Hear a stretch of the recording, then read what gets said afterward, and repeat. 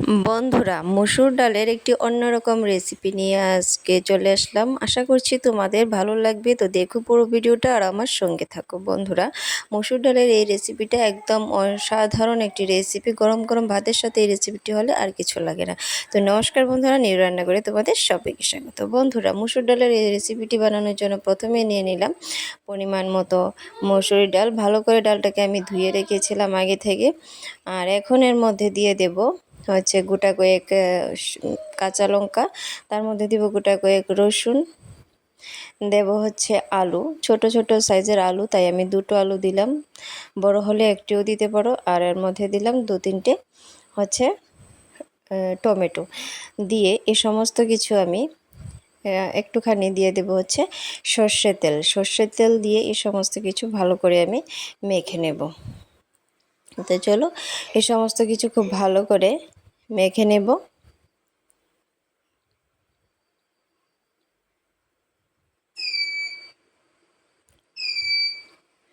তো বন্ধুরা, মসুর ডালটাকে এবার আমি একটি কড়ার মধ্যে মানে ঢেলে দেব। সমস্ত উপকরণগুলো কড়ার মধ্যে নিয়ে দিয়ে দেব হচ্ছে পরিমাণ মতো জল।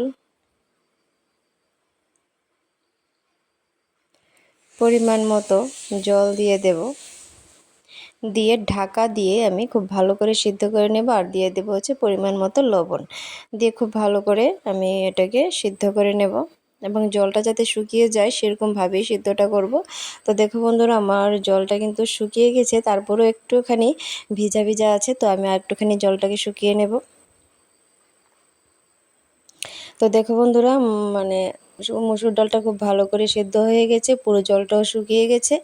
তো এবার খুব ভালো করে একটু নাড়াচাড়া করে সমস্ত কিছু খুব ভালো করে মিশিয়ে নেব, নিয়ে একটি পাত্রে নামিয়ে নেব। তো চলো একটি পাত্রে প্রথমে নামিয়ে নিই।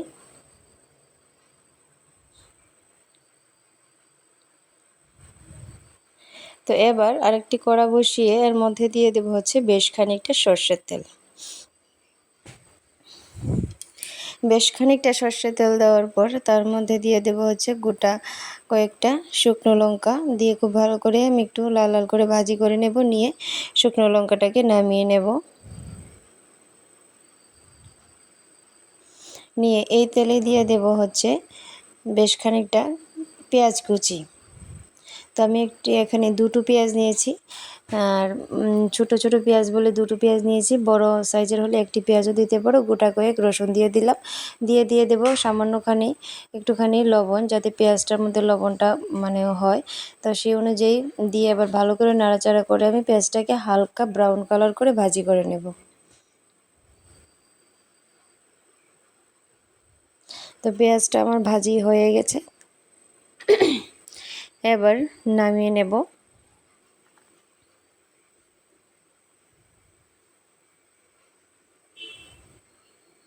তো চলো বন্ধুরা, সমস্ত উপকরণগুলো আমার রেডি হয়ে গেছে।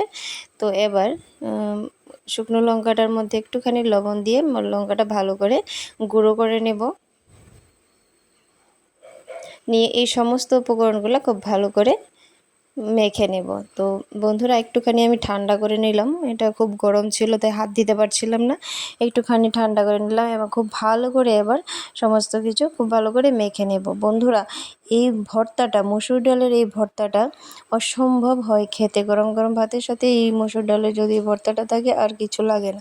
অবশ্যই তোমরা বাড়িতে একবার ট্রাই করে দেখো। যারা বানিয়েছো তারা তো অবশ্যই জানবে, যারা বানাওনি অবশ্যই ট্রাই করে দেখো।